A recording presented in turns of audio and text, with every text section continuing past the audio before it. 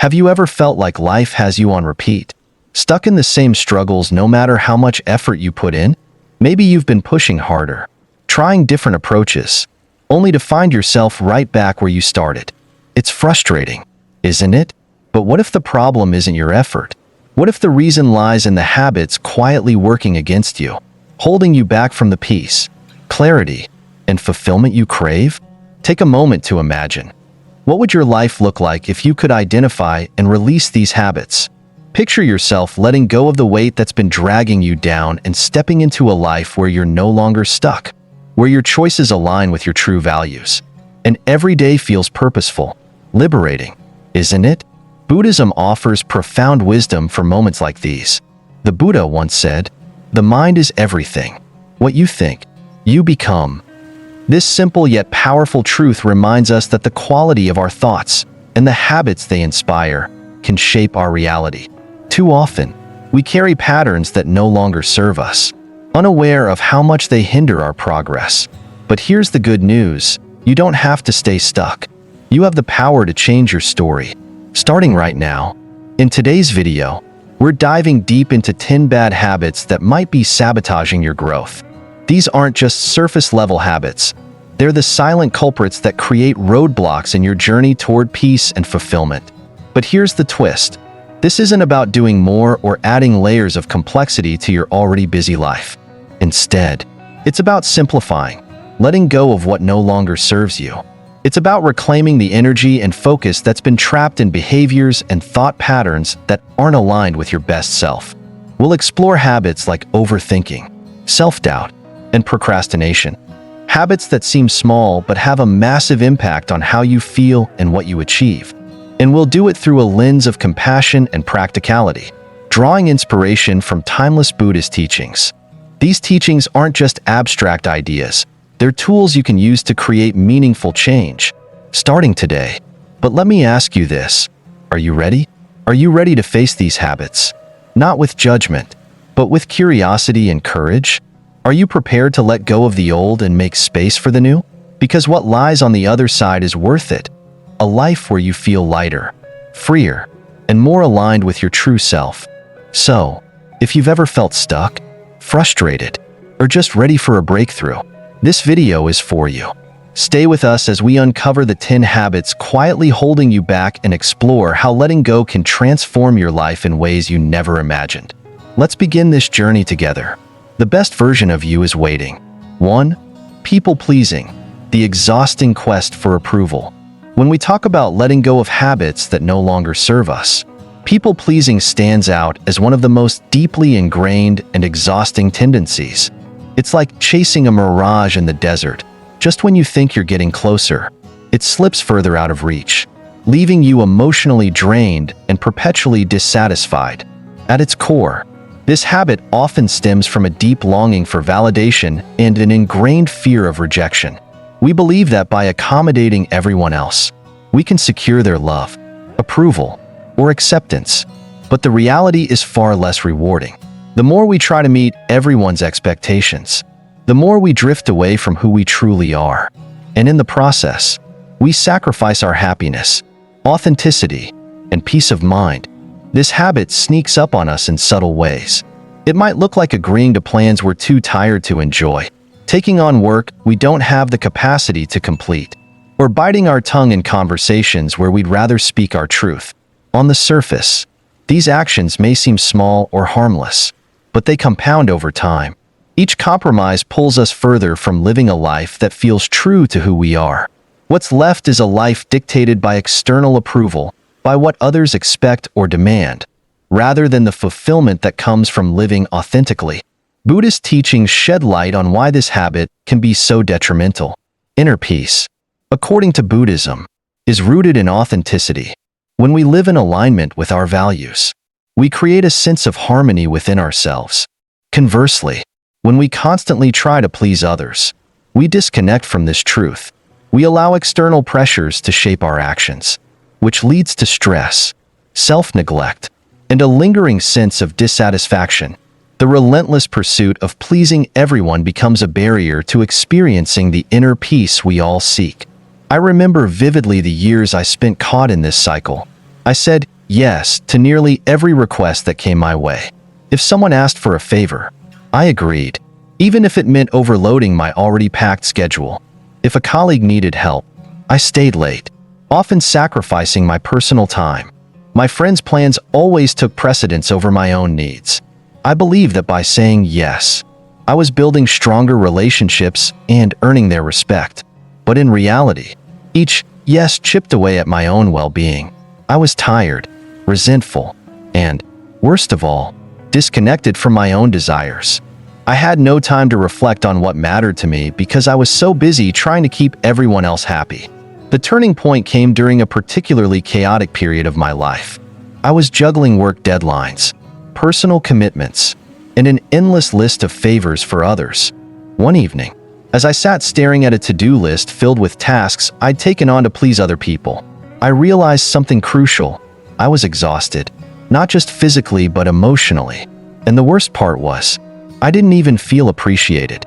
No amount of accommodating had brought me the validation I was seeking. Instead, I felt invisible, like my needs and feelings didn't matter, not even to myself. It wasn't easy, but I decided to make a change. I started small by setting boundaries. At first, saying no felt almost unbearable. I worried about disappointing people, about being seen as selfish or unkind. But as I began to honor my limits, something surprising happened. I found that most people respected my boundaries far more than I'd anticipated. Those who truly valued me as a person didn't stop caring because I said no to a request. And for the first time in years, I felt a sense of freedom. That freedom came not from trying to meet everyone's expectations, but from living in alignment with my own. Breaking free from people-pleasing is a journey, and it begins with self-awareness. Start by noticing when you're saying yes out of obligation rather than genuine willingness. Ask yourself why you feel compelled to agree. Is it because you genuinely want to help? Or is it because you fear how others might perceive you if you decline? These moments of reflection can be uncomfortable, but they're essential for reclaiming your autonomy. Mindfulness is another powerful tool in this process. Before committing to anything, take a moment to pause and ask yourself, does this align with my values? Is this something I want to do? Or am I acting out of fear or guilt? By checking in with yourself, you can make decisions that feel more authentic and intentional. This practice helps you prioritize what truly matters, rather than spreading yourself thin trying to accommodate everyone. It's also important to shift your perspective on how others perceive you. People-pleasing often stems from a desire to control others' opinions of us. But the truth is, we can't control how people feel or react. What we can control is how we choose to live. When you prioritize living with integrity, making choices that align with your values and respecting your own boundaries, you free yourself from the exhausting task of trying to manage others' perceptions. Letting go of people-pleasing doesn't mean you stop caring about others. On the contrary, it allows you to show up more fully and authentically in your relationships. When you're not weighed down by resentment or burnout, you can offer your time and energy from a place of generosity rather than obligation. The quality of your connections improves because they're built on mutual respect rather than one-sided effort. This journey isn't about perfection, it's about progress. There will be times when you slip back into old habits, and that's okay. What matters is your willingness to keep trying, to keep honoring yourself, and to keep choosing authenticity over approval. Over time, you'll find that the peace and fulfillment you've been seeking were never in others' approval.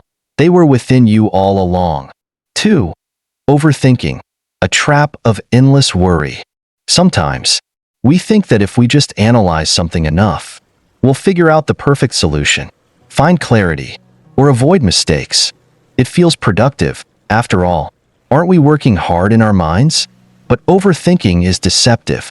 It lures us into a cycle of endless what-ifs, replaying past scenarios, and imagining potential outcomes, only to leave us feeling drained and no closer to the clarity we were seeking. Instead of finding solutions, we find ourselves stuck, spiraling deeper into doubt and mental clutter. It's a habit that sneaks up on us, often disguised as problem-solving. Maybe it starts with an innocent question. Did I say the right thing during that meeting? Before you know it, You're replaying the entire conversation in your mind, dissecting every word, trying to predict how others interpreted it, and questioning what you could have done differently. Hours pass, and you're no closer to an answer. Instead, you feel exhausted, anxious, and more uncertain than before. That's the trap of overthinking. It keeps you in a loop of worry without offering a way out. Buddhism offers profound wisdom for breaking free from this mental maze. At the heart of Buddhist teachings is the practice of mindfulness, being present with your thoughts, observing them without attachment, and recognizing that they are just that, thoughts. They are not inherently true or false. They're simply passing mental events. Overthinking, on the other hand, clings to these thoughts, giving them undue weight and power. Buddhism reminds us that true peace lies not in controlling every outcome, but in accepting life as it unfolds, moment by moment. This perspective was a revelation for me. I used to overanalyze everything, especially social interactions. After every conversation, I'd replay it in my mind, worrying about how I came across, what I could have said differently, or whether I might have offended someone. These thoughts consumed me, stealing my focus and leaving me anxious. The turning point came when I realized that most of my worries were based on assumptions rather than reality. I began to ask myself, is this thought helpful? Is it even true? Often, the answer was no. Mindfulness became my saving grace. I started by setting aside just 5 minutes a day to sit quietly and observe my thoughts. At first, it was uncomfortable. My mind felt like a noisy room, filled with worries and what-ifs. But with practice, I learned to simply notice these thoughts without getting caught up in them. Instead of diving into the stories my mind was creating, I let them pass like clouds drifting across the sky. This simple act of observation created space, a pause between the thought and my reaction to it. Letting go of control was another critical lesson. Overthinking often stems from a desire to predict and control the future. We think that if we just consider every possibility, we can avoid mistakes or prevent negative outcomes. But the truth is, life is inherently uncertain. Trying to control everything is not only futile, but also exhausting. Instead of wrestling with the unknown, I began to focus on what I could influence in the present moment. For example, if I was worried about a project deadline, I'd shift my energy from imagining worst-case scenarios to taking one small, actionable step toward completion. This shift from rumination to action not only reduced my anxiety, but also made me feel more empowered. It's important to remember that breaking the habit of overthinking doesn't mean silencing your mind or never planning ahead. It means approaching your thoughts with curiosity rather than judgment, choosing to focus on what serves you rather than what drains you. One of the most helpful techniques I've learned is the pause and redirect method. When I catch myself spiraling into overthinking, I pause, take a deep breath, and ask, what can I do right now that aligns with my values and goals? This simple question helps me redirect my energy towards something meaningful and productive. Another powerful tool is gratitude. Overthinking often focuses on what's missing, what went wrong, or what might go wrong. Gratitude shifts your perspective to what's already right in your life. Each evening, I take a moment to write down 3 things I'm grateful for that day. It might be something as simple as a kind word from a friend, a moment of laughter, or the warmth of the sun on my face. This practice doesn't eliminate my worries, but it softens their grip and reminds me of the abundance in my life. One of the most liberating realizations I've had is that I don't need all the answers to move forward. Overthinking often paralyzes us because we're waiting for certainty before taking action. But life rarely offers guarantees. I've learned that small, meaningful steps, taken with courage and faith, are far more valuable than endless analysis. Each step, no matter how small, builds momentum and confidence, paving the way for growth and progress. The journey to overcoming overthinking is not about perfection but practice. There will be days when your mind feels like it's racing, and the urge to overanalyze is strong. On those days, remind yourself to return to the present. Anchor yourself with a deep breath, a moment of mindfulness, or a simple act of gratitude. Trust that by letting go of the need to control every outcome, you're creating space for clarity, peace, and the unexpected beauty of life as it unfolds. 3. Constant worrying, the weight that drains you. Worry has a way of creeping into our minds, quietly settling in until it becomes a constant companion. It disguises itself as responsibility or preparation, whispering that if we just think hard enough or anticipate every possible outcome, we can prevent disaster. But worrying doesn't protect us, it paralyzes us. It's like carrying an umbrella every day, fearing rain that may never come. In the process, you miss the warmth of the sun and the beauty of the present moment. Worry keeps you in a state of tension, robbing you of peace and anchoring your mind in an uncertain future. It's human nature to want certainty. We want to know what lies ahead, to feel prepared, and to avoid pain. But life is unpredictable, and trying to control every outcome only deepens our anxiety. Instead of finding security, we find ourselves trapped in a cycle of endless what-ifs. We replay worst-case scenarios in our minds, convincing ourselves that by worrying, we're somehow taking control. But if we're honest, worry doesn't solve anything. It doesn't change the future. It only drains the present. Buddhism offers profound wisdom on this subject. The Buddha taught that worry arises from attachment to outcomes and fear of the unknown. When we cling to the illusion of control, we invite suffering. Mindfulness, on the other hand, teaches us to focus on the now, the only moment where life truly exists. By bringing our attention to the present, we can free ourselves from the mental burden of trying to predict the future. Acceptance becomes the key, accepting that some things are beyond our control, that uncertainty is a natural part of life, and that peace is found not in answers but in presence. I learned this lesson the hard way. I once spent weeks worrying about an important presentation at work. Every night, I replayed possible scenarios in my mind. What if I forget my points? What if my voice shakes? What if they ask a question I can't answer? These thoughts consumed me, keeping me awake at night and stealing the joy from my days. I told myself that worrying was necessary, that it meant I was being responsible and prepared. But when the day of the presentation arrived, everything went smoothly. None of my fears materialized. I realized that all that worry had done was rob me of rest and peace. It had contributed nothing to the outcome. This experience taught me a valuable lesson. Worry is a thief. It steals your time, energy, and joy, leaving you with nothing in return. The antidote to worry is mindfulness and action. Writing down my worries became one of my most powerful tools. I began keeping a journal where I listed my fears and then categorized them. What could I control? What was beyond my control? Seeing my worries on paper helped me separate fact from fiction and focus my energy on what I could actually influence. For the things I couldn't control, I practiced consciously letting go. It wasn't easy at first, but over time, it became liberating. Grounding myself in the present moment was another game changer. Worry pulls your mind into the future, but deep breathing can bring you back to now. I'd close my eyes, inhale deeply, and remind myself, right now, I am safe. Right now, I have everything I need. This simple practice shifted my focus from fear to gratitude. It reminded me that no matter what tomorrow might bring, I could always find something to appreciate in the present. Taking action, no matter how small, is another way to break free from worry. Often, worry thrives in inaction.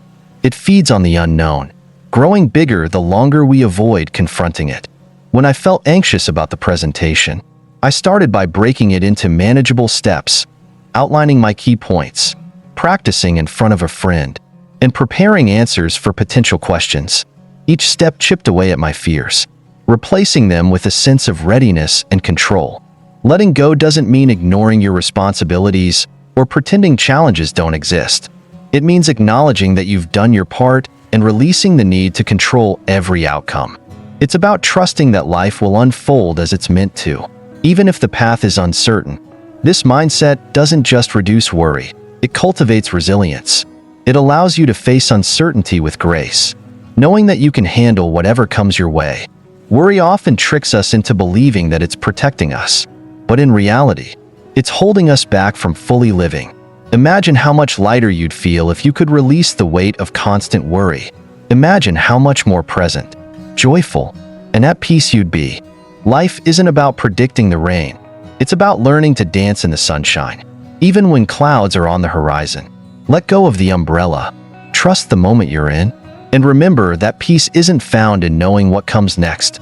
It's found in embracing the now. 4. Self-doubt, the barrier to growth. Self-doubt is the quiet whisper in your mind that can grow into a deafening roar if left unchecked. It tells you, you're not enough, you're not ready, or you'll fail if you try. At first, it might seem protective, like it's trying to save you from embarrassment or failure. But in reality, self-doubt is a barrier, a wall that keeps you from reaching your full potential. It stops you from taking risks, exploring new opportunities, and embracing growth. The result? A life filled with missed chances and lingering regrets.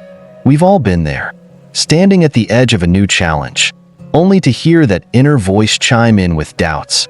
Maybe you've thought about applying for a new job, starting a project, or sharing an idea, but then the thoughts creep in. What if I'm not good enough? Or what if I fail? These questions keep you stuck, immobilized by fear, while the world moves on without you. Self-doubt doesn't just hold you back from the things you want. It also chips away at your confidence and belief in yourself, leaving you feeling smaller with each passing moment. Buddhism offers a gentle yet powerful perspective on overcoming self-doubt. At its core, Buddhism teaches us to trust our inner wisdom. It reminds us that we are all inherently capable and that doubting ourselves only disconnects us from that inner strength. The Buddha often spoke of the mind's power to shape our reality. When you believe in your ability to grow, adapt, and overcome challenges, you unlock doors to possibilities that once seemed out of reach. Self-doubt, on the other hand, clouds your vision and prevents you from seeing your own potential. I remember a time in my life when self-doubt had me firmly in its grip. I was offered a leadership role at work, an incredible opportunity that I'd been quietly hoping for, but when the moment arrived, I froze. I thought, what if I can't handle it? What if I let everyone down? Those thoughts spiraled until I convinced myself to turn down the offer. I told myself it wasn't the right time, or that someone else would be better suited for the role. But deep down, I knew the real reason. I didn't trust myself. Looking back, it wasn't my abilities that were lacking. It was my confidence. That decision stayed with me, not because I missed out on the role, but because I allowed fear to dictate my choice. The turning point came when I began to actively challenge those doubts. I started by reflecting on my past accomplishments, times when I'd faced challenges and succeeded despite my fears. I wrote them down, creating a list that I could revisit whenever self-doubt resurfaced. This practice helped me see that I was more capable than I gave myself credit for. It also reminded me that failure wasn't the end of the world. It was simply a stepping stone to growth. Positive affirmations became another powerful tool in my journey. At first, it felt awkward to stand in front of a mirror and say things like, I am capable, or I have what it takes to succeed. But over time, these affirmations began to sink in. They served as a counterbalance to the negative self-talk that had dominated my thoughts for so long. Instead of focusing on what I might lack, I started celebrating my strengths and trusting in my ability to figure things out along the way. Seeking support from others also made a huge difference. I surrounded myself with people who believed in me even when I couldn't believe in myself. Their encouragement reminded me that self-doubt isn't always rooted in reality. It's often just a reflection of our fears. Having a network of supportive friends, mentors, or colleagues can provide perspective and help you see the bigger picture. Breaking free from self-doubt isn't about eliminating fear altogether. It's about learning to move forward despite it. Fear will always be a part of life, especially when you're stepping into the unknown. But courage isn't the absence of fear. It's taking action in the face of it. Each time you push through self-doubt and take a step forward, you weaken its grip on you. Over time, those small steps build momentum, confidence, and a sense of empowerment. One of the most profound lessons I've learned is that self-doubt is just a thought, not a fact. It's a story your mind tells you, but it doesn't define who you are or what you're capable of. By observing these thoughts with mindfulness and compassion, you can create distance from them and choose not to let them control your actions. Instead of identifying with self-doubt, you can acknowledge it, thank it for its concern, and then set it aside as you take the next step. Imagine a life where self-doubt no longer holds you back. Picture yourself saying yes to opportunities, even when they feel intimidating. Visualize the growth, learning, and success that come from stepping outside your comfort zone. That life is possible, and it starts with one small decision: to trust yourself, even if it's just a little more today than you did yesterday. With each choice to move forward, you're building a foundation of confidence that will carry you toward the person you're meant to become. 5. Negative self-talk, the silent saboteur. Negative self-talk often feels like a subtle hum in the background of your mind, but its effects can be profound and far-reaching. It's that quiet voice that whispers doubts and critiques. You're not smart enough. You'll never succeed. Or, why even try? At first, these thoughts might seem harmless, just passing reflections during moments of frustration or disappointment. But over time, they grow louder, embedding themselves into your mindset, shaping how you see yourself, and limiting what you believe you're capable of achieving. Think about it. How many times have you berated yourself for making a mistake or falling short of your expectations? Perhaps you've called yourself stupid for forgetting something important or lazy for procrastinating on a task. In those moments, it's easy to believe that harsh self-criticism is a way to hold yourself accountable, to push yourself toward improvement. But the truth is, negative self-talk rarely motivates. Instead, it creates a cycle of self-doubt, low self-esteem, and inaction. The more you repeat these unkind words, the more you start to believe them, and they become your reality. In Buddhism, the concept of right speech isn't just about how we communicate with others. It also extends to how we speak to ourselves. Words carry immense power. They can uplift, inspire, and heal, or they can harm, diminish, and destroy. This applies not only to the words we share externally, but also to the internal dialogue that shapes our thoughts and actions. Cultivating a kind and compassionate inner voice is a practice that aligns with Buddhist teachings and empowers us to live fuller, more confident lives.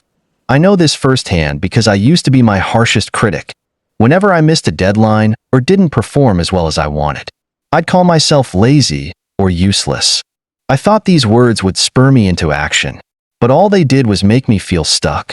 Instead of focusing on what I could do better, I became consumed by the belief that I wasn't capable. It wasn't until I started practicing self-compassion that I realized the damage I was causing. Replacing those critical words with encouraging ones didn't just shift my mindset. It transformed my ability to move forward. One of the first steps to breaking free from negative self-talk is awareness. Often, these thoughts are so automatic that we don't even notice them. Start by paying attention to the language you use when you're talking to yourself, especially during challenging moments. Are you quick to blame yourself or use harsh labels? When you catch these thoughts, pause and reflect. Ask yourself, would I say this to a friend who's going through the same thing? Chances are, you wouldn't. You'd offer them kindness, understanding, and encouragement.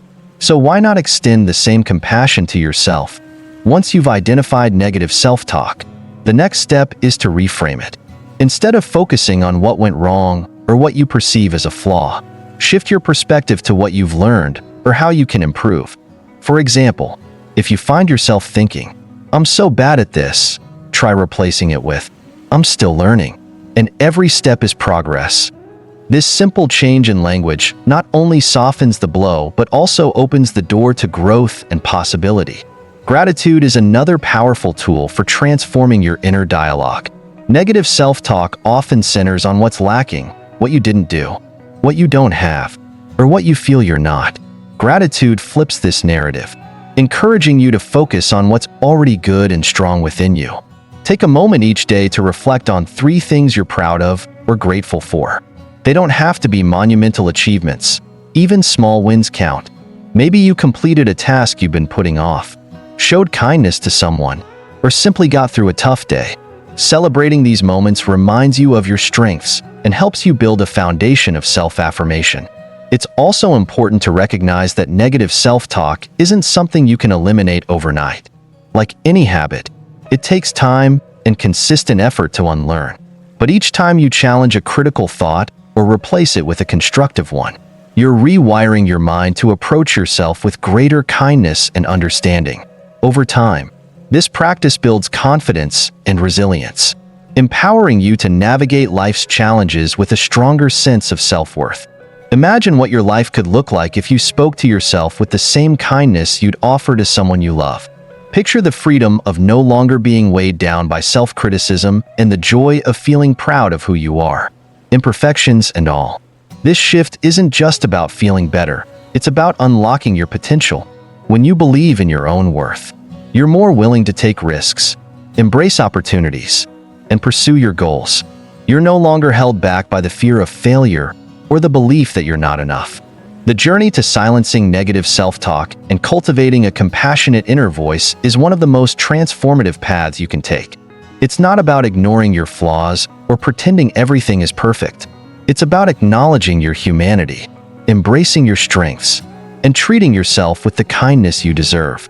Every small step you take in this direction brings you closer to a life of confidence, fulfillment, and peace. And that journey starts with a single choice: to change the way you speak to yourself.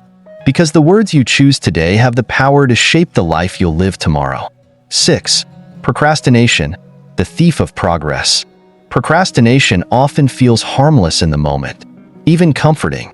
You tell yourself there's plenty of time to start later, that you'll be more focused tomorrow, or that you work better under pressure anyway. But the truth is, procrastination is a quiet thief. It doesn't just steal your time. It takes away opportunities, chips away at your confidence, and leaves behind a trail of regret. Each time you delay, you reinforce the habit of avoidance, making it harder to break free and move forward. At its core, procrastination is rarely about laziness. It's often rooted in fear: fear of failure, fear of not meeting expectations, or fear of confronting the challenges ahead. Sometimes it's fueled by perfectionism, the belief that if you can't do something perfectly, it's better not to start at all. Other times, it's simply the discomfort of facing a daunting or unfamiliar task. Whatever the cause, procrastination creates a mental loop where the more you avoid, the more the task looms large in your mind, and the harder it feels to begin. Buddhism offers a valuable perspective on overcoming procrastination. The principle of right effort teaches us the importance of mindful, consistent action. It's not about striving for perfection or exhausting yourself with endless to-do lists. Instead, it's about approaching each task with presence, purpose, and intention. Avoidance only amplifies fear, but taking small, manageable steps helps build momentum and confidence. It's the process, not the outcome, that transforms your relationship with effort. I know how paralyzing procrastination can feel because I've been there. I used to convince myself that I worked better under pressure, that the adrenaline of a looming deadline would sharpen my focus and drive. But the reality was far less productive. I'd spend days, or even weeks, avoiding a task, all while feeling the growing weight of it hanging over me. When the deadline finally arrived, I'd rush to complete the work, often sacrificing quality and my own peace of mind in the process. It wasn't the adrenaline that fueled me, it was sheer panic. And while I might have met the deadline, the stress and regret weren't worth it. The turning point came when I realized that the hardest part of any task isn't completing it, it's starting. Once I began, even with the smallest step, the task became less intimidating. Breaking down larger projects into smaller, actionable steps was a game changer for me. Instead of thinking, I need to finish this entire report, I tell myself, let's just write the introduction today. That shift made the task feel manageable, and each small step built momentum for the next. Minimizing distractions was another key lesson. Procrastination thrives in environments full of temptations: social media, cluttered spaces, or even a long list of other tasks you convince yourself are more urgent. Creating a focused environment became essential for me. I started by turning off notifications, setting up a dedicated workspace, and even using timers to work in short, focused bursts. These small changes helped me stay present and engaged, making it easier to follow through. Celebrating progress, no matter how small, was also transformative. Procrastination often leaves you feeling like you're perpetually behind. which only deepens the cycle of avoidance.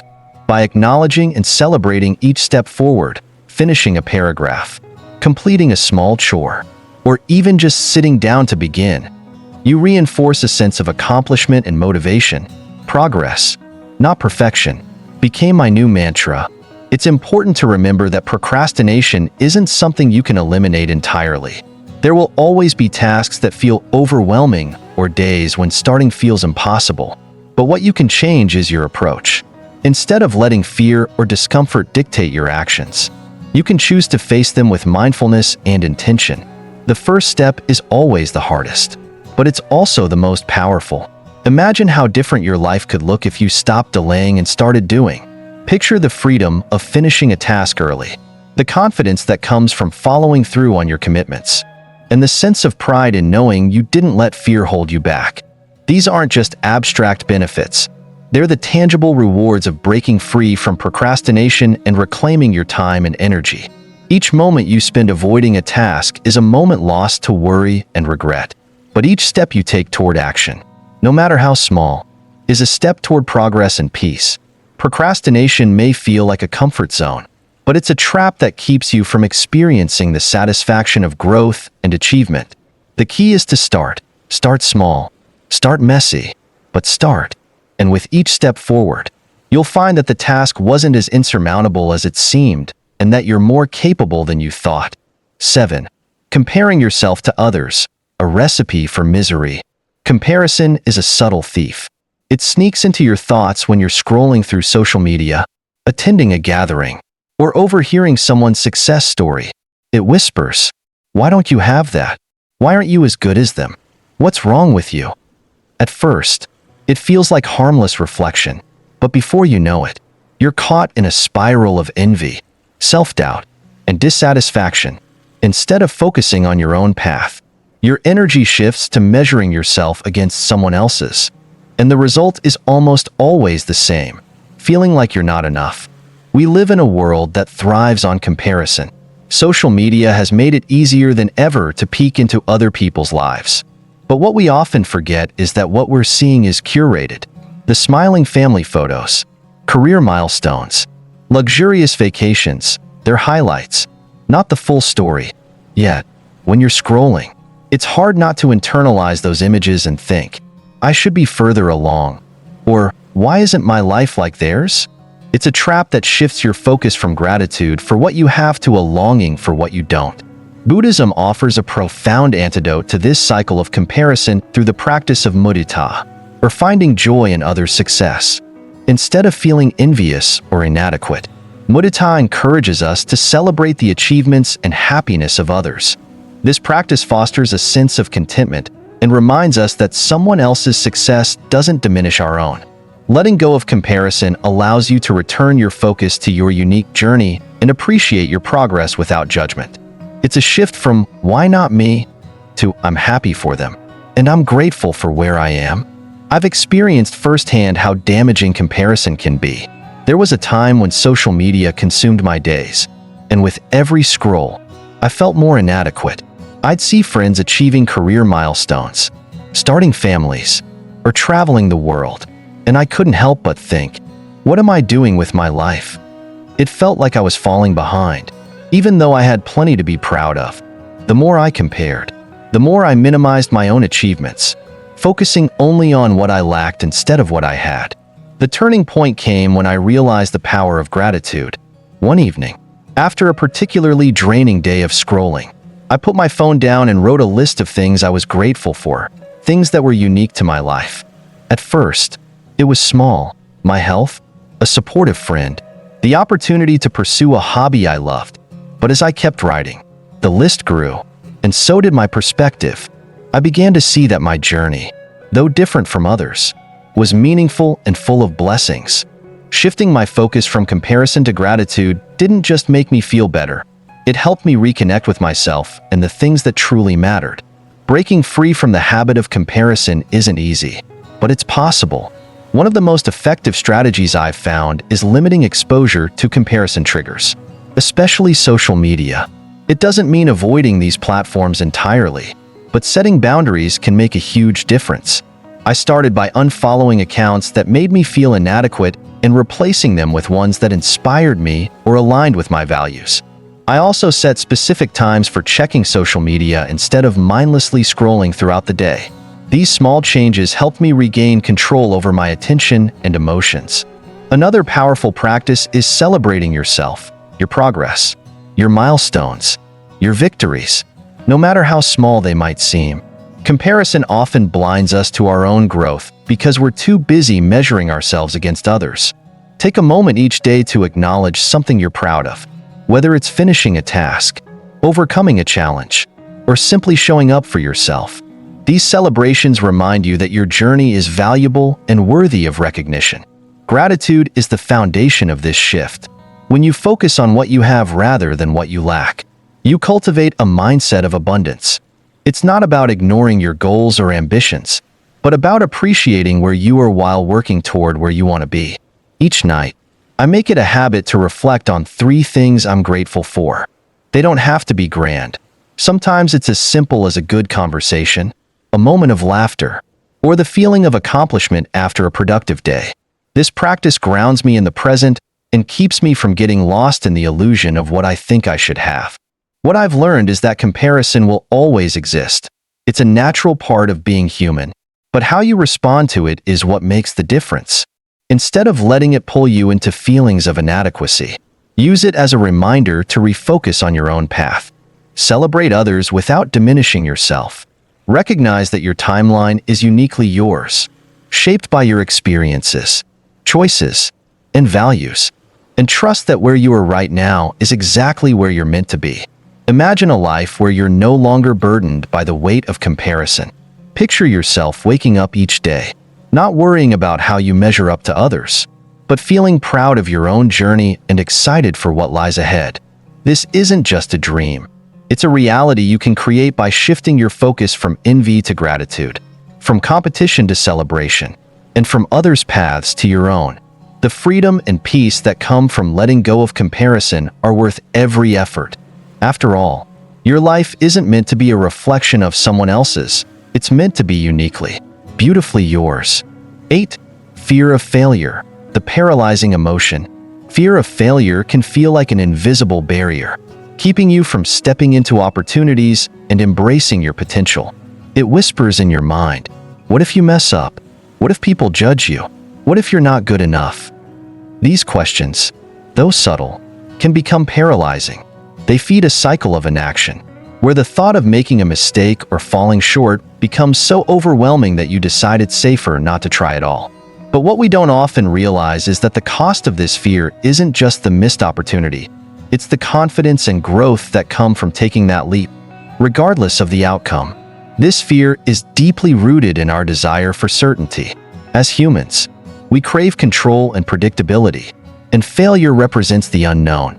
It threatens our ego, our sense of worth, and sometimes even our identity. We imagine worst-case scenarios, amplifying the consequences in our minds until failure feels like the ultimate threat. But the irony is that avoiding failure doesn't protect us, it limits us. It keeps us in a comfort zone that feels safe, but is ultimately unfulfilling. Growth, after all, requires stepping into discomfort and accepting the risk of falling short. Buddhism offers a profound perspective on failure, one that transforms it from a source of fear into a tool for growth. The principle of right view encourages us to see failure not as a threat, but as a teacher.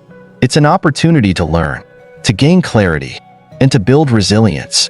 Failure, when embraced, becomes a stepping stone rather than a roadblock. It reminds us that perfection is not the goal, progress is. By letting go of the attachment to flawless outcomes, we open ourselves to the messy, beautiful process of learning and evolving. I remember vividly the first time I faced failure on a significant scale. It was with a startup I had poured my heart and soul into. I had high hopes, big dreams, and an unwavering belief that it would succeed. But things didn't go as planned. Mistakes were made, timing was off, and despite my best efforts, the venture collapsed. In the aftermath, I felt devastated. My mind was filled with questions. What could I have done differently? Was this my fault? What will people think of me? For weeks, I replayed every decision, consumed by regret and embarrassment. But as time passed, I began to see the experience differently. The failure, while painful, taught me lessons I couldn't have learned any other way.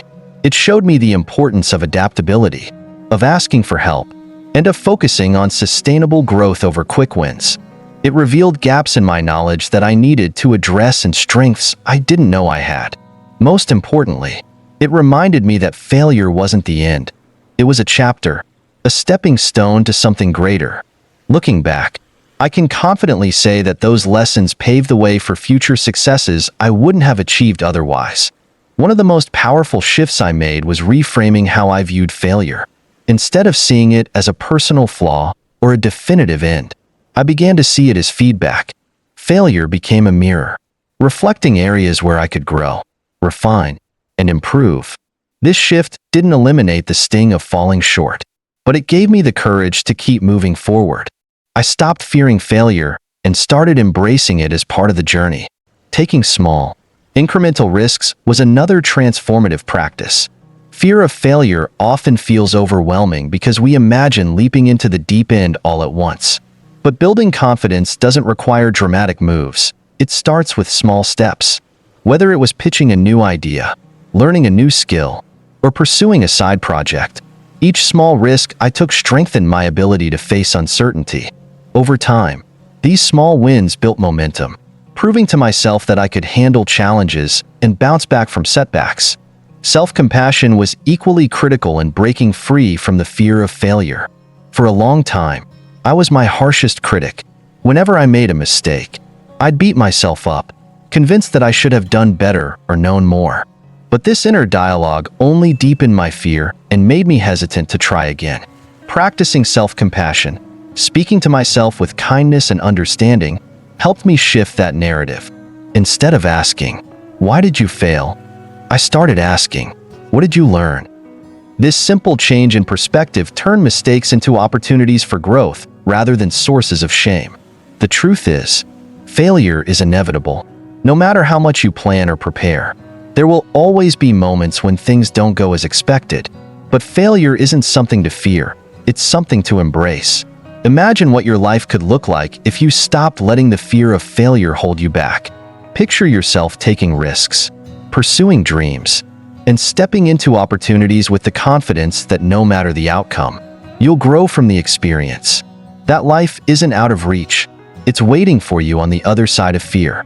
The journey to overcoming the fear of failure isn't about eliminating fear altogether. It's about changing your relationship with it. It's about seeing failure not as a reflection of your worth, but as a necessary part of growth. Each time you face a fear and take a step forward, you're building resilience, courage, and trust in yourself. And with each step, you're moving closer to a life of purpose, fulfillment, and unshakable confidence. 9.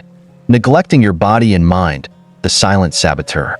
Your body and mind are the foundation of everything you do, the vessels through which you experience the world. They are what allow you to pursue your dreams, nurture relationships, and savor the simple joys of life. Yet, in the rush of daily demands, it's all too easy to neglect them. We tell ourselves we'll eat better tomorrow, sleep more over the weekend, or finally start that workout routine next month. But each time we push these promises further into the future, we unknowingly erode the foundation that sustains us. Neglect often starts small, a skipped meal here, a restless night there, but over time, it compounds. You might notice yourself feeling more fatigued, irritable, or disconnected. Tasks that once felt manageable now seem overwhelming. The mind feels foggy, the body heavy.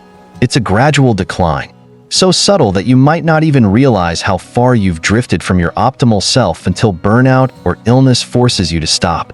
This neglect doesn't just impact your health, it diminishes your capacity to fully engage with life, leaving you feeling dissatisfied and unfulfilled.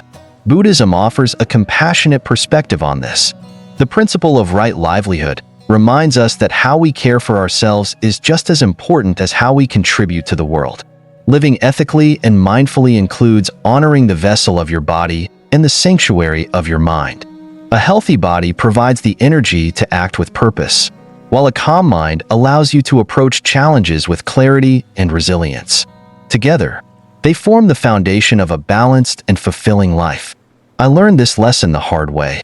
For years, I prioritized everything and everyone else over my own well-being. Work deadlines always came first. Meals were rushed and haphazard, and sleep felt like a luxury I couldn't afford.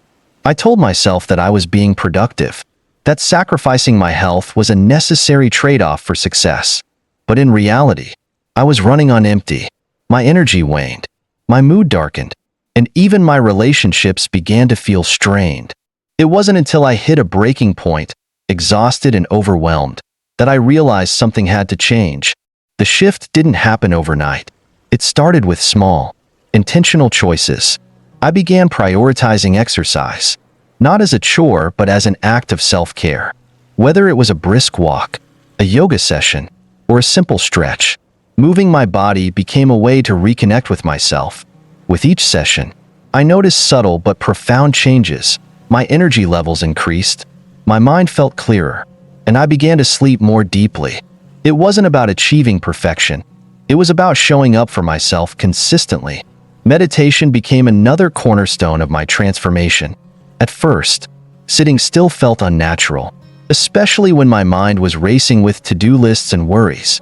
But with practice, I learned to embrace the stillness. Meditation taught me to observe my thoughts without judgment, to let go of the mental clutter that had been weighing me down.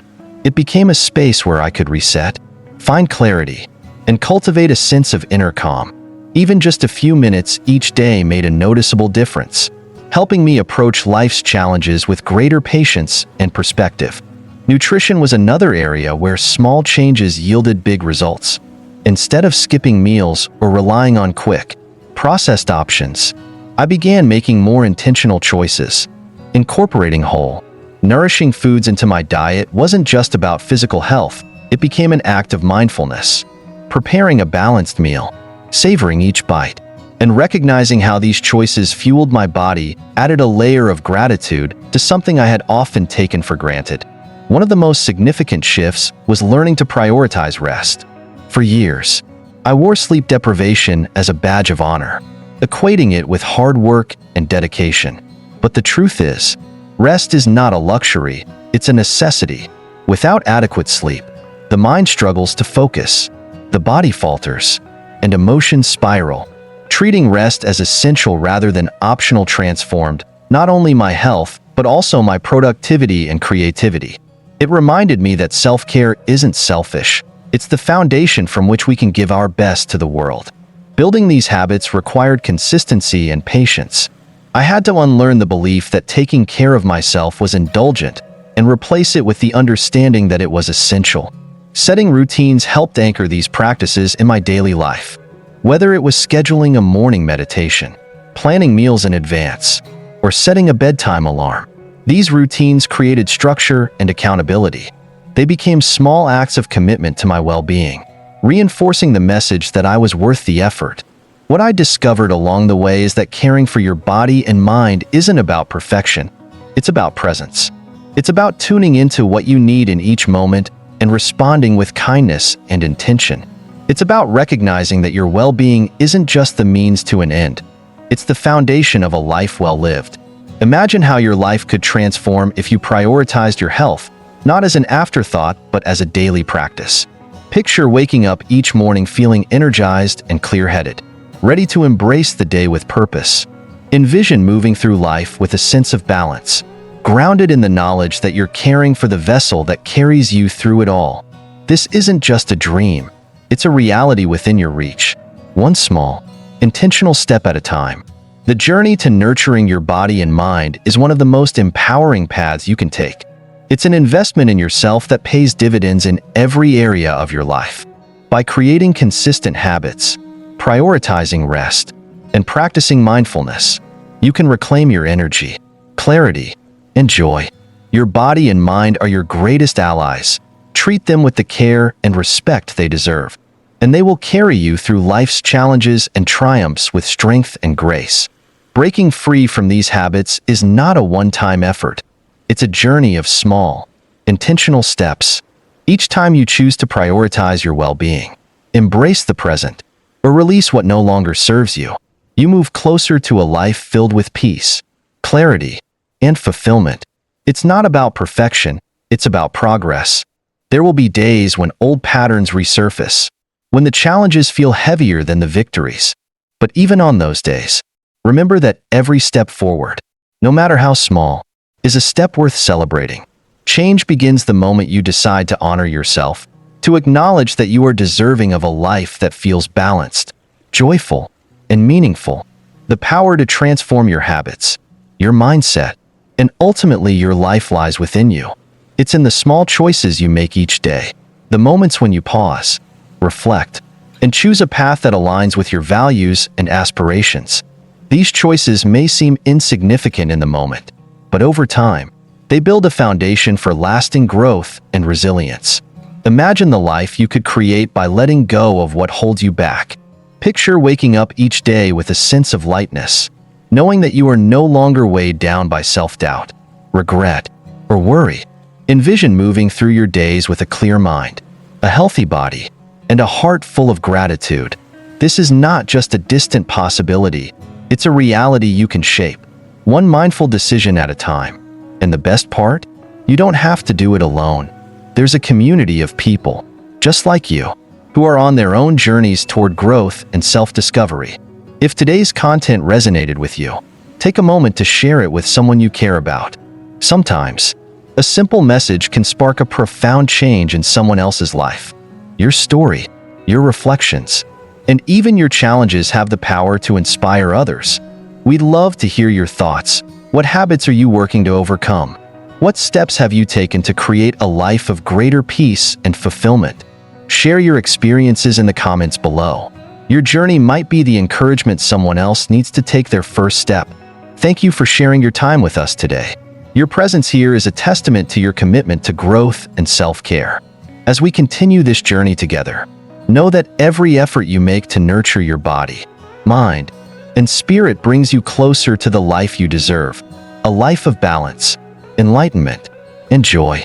If you haven't already, take a moment to like this video, subscribe to our channel, and turn on notifications so you never miss an opportunity to explore new ways to enrich your life.